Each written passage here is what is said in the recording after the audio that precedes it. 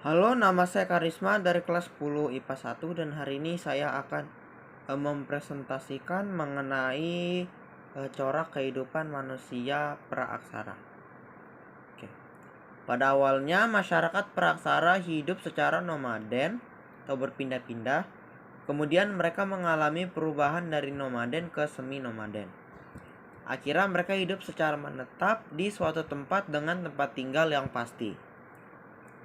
Untuk memenuhi kebutuhan hidupnya, masyarakat praaksara menggunakan beberapa jenis peralatan, mulai dari yang terbuat dari batu hingga logam. Oleh karena itu, masyarakat praaksara telah menghasilkan alat untuk mempertahankan kelangsungan hidupnya.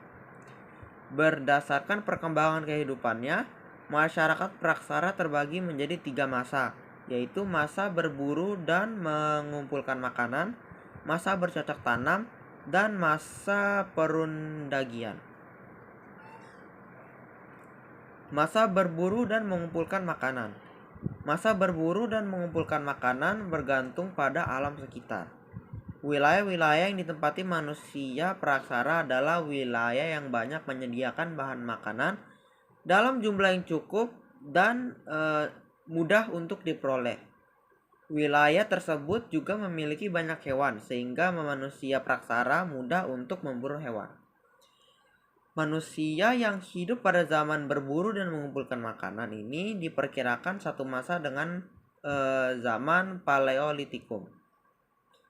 Secara geografis, pada zaman ini masih bergantung pada kondisi alam sekitar. Daerah sungai, danau, padang rumput merupakan tempat-tempat ideal bagi manusia praaksara. Karena di tempat itulah tersedia air dan bahan-bahan makanan sepanjang tahun. Pada zaman itu manusia praaksara menempati tempat tinggal sementara di gua-gua payung yang dekat dengan sumber makanan seperti ikan, kerang, air, dan lain-lain. Untuk sumber penerangan manusia praaksara menggunakan api yang diperoleh dengan cara membenturkan sebuah batu dengan batu sehingga menimbulkan percikan api dan membakar bahan yang mudah terbakar seperti serabut kelapa kering dan rumput kering. Ada 3 jenis kehidupan di masa berburu dan mengumpulkan makanan. Yang pertama, ekonomi. Kehidupan ekonomi pada masa berburu dan mengumpulkan makanan adalah bergantungan pada alam. Mereka akan tetap tinggal di wilayah tersebut selama persediaan makanan masih cukup. Ketika mereka telah kehabisan sumber daya seperti makanan, maka mereka akan berpindah dan mencari tempat lain yang kaya akan sumber makanan. Kehidupan yang selalu berpindah-pindah inilah ciri-ciri manusia praaksara. Hasil perburuan mereka kumpulkan untuk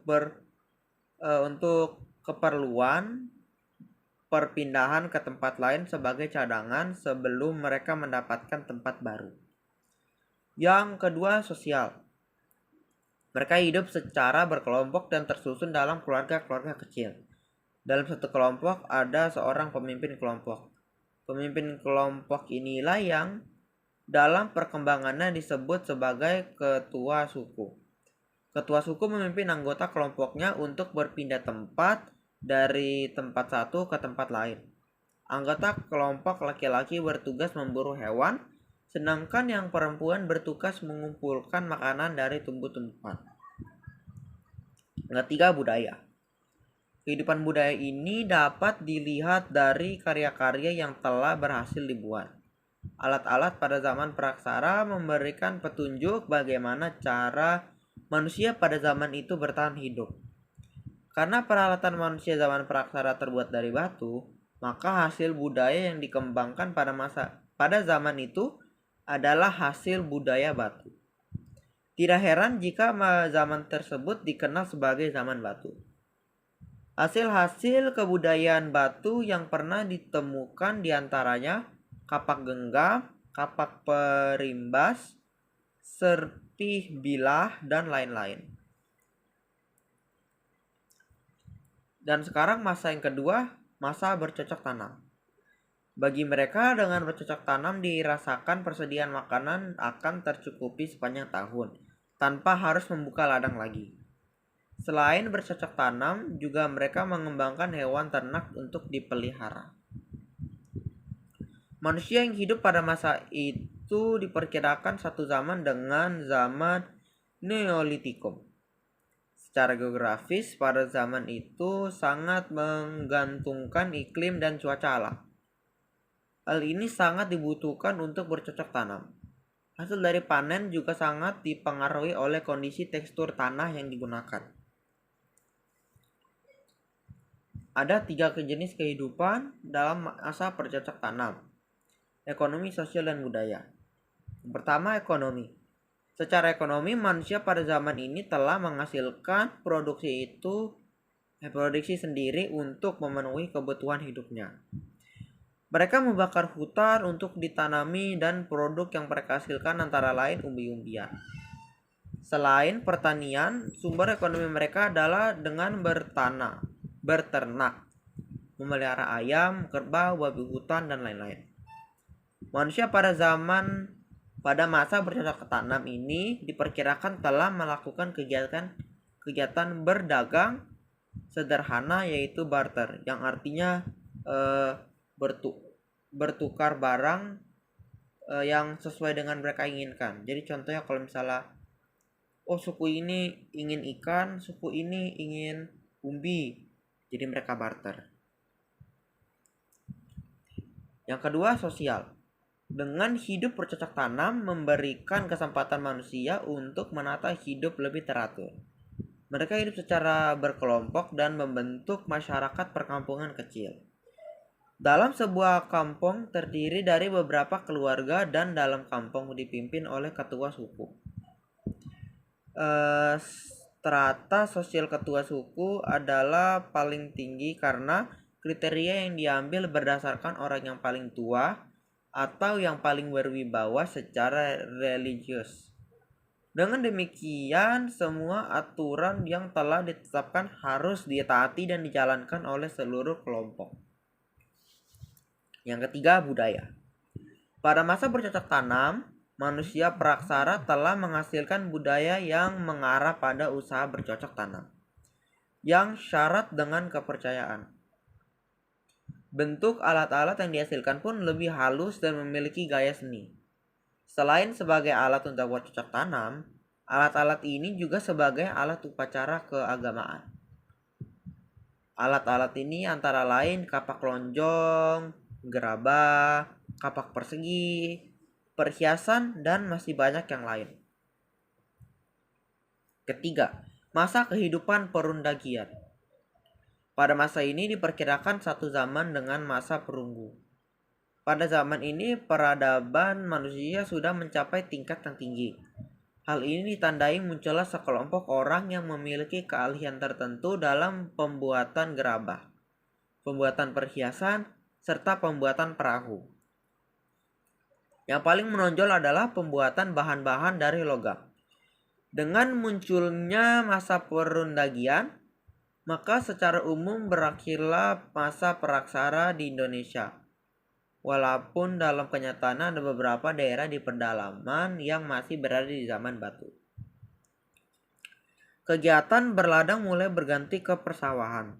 Kegiatan persawahan memungkinkan adanya pengaturan masa bercocok tanam, sehingga mereka tidak hanya bergantung pada kondisi iklim dan cuaca, namun berpikir kapan waktu yang tepat untuk bercocok tanam dan waktu yang tepat untuk berternak. Kondisi geografis inilah yang perlu dicermati agar mereka tidak gagal panen. Mereka belajar ilmu alam dan dari alam mereka mengetahui arah angin, berlayar antar pulau, mencari penghasilan di laut, dan melakukan perdagangan antar wilayah. 3 jenis kehidupan di masa kehidupan perundagian: ekonomi, sosial, dan budaya. Yang pertama, ekonomi. Masyarakat pada zaman perundagian telah mampu mengatur kehidupan ekonominya dan mampu berpikir bagaimana memenuhi kebutuhan mereka di masa yang akan datang. Hasil panen pertanian disimpan untuk masa kering dan diperdagangkan ke daerah lain. Masyarakat juga mudah mengembangkan kuda dan berbagai jenis unggas. Bahkan jenis hewan tertentu digunakan untuk membantu dalam bercocok tanam dan berdagang. Kemampuan produksi, konsumsi, dan distribusi menopang kesejahteraan hidup mereka. Yang kedua, sosial. Pada masa perundagian, kehidupan masyarakat yang sudah menetap mengalami perkembangan. Dan hal ini mendorong masyarakat untuk keteraturan hidup. Aturan hidup bisa terlaksana dengan baik karena adanya seorang pemimpin yang mereka pilih atas dasar musyawarah. Pemilihan pemimpin dipilih dengan kriteria yang bisa melakukan hubungan dengan roh-roh atau arwah nenek-nenek moyang untuk keselamatan desa setempat serta keahlian-keahlian lain. Yang ketiga, budaya. Pada masa perundagian, seni ukir mengalami perkembangan yang pesat. Ukiran diterapkan pada benda-benda nekara perunggu. Seni hias pada benda-benda perunggu sudah membentuk pola-pola geometris sebagai pola hias utama. Hal ini terlihat dari temuan di Watuweti yang menggambarkan kapak perunggu, perahu, dan melukis unsur-unsur dalam kehidupan yang dianggap penting. Pahatan-pahatan yang ada di perunggu dan batu menggambarkan orang atau hewan yang menghasilkan bentuk bergaya, dinamis, dan memperlihatkan gerak. Sekian, terima kasih. Mohon maaf jika ada kesalahan kata.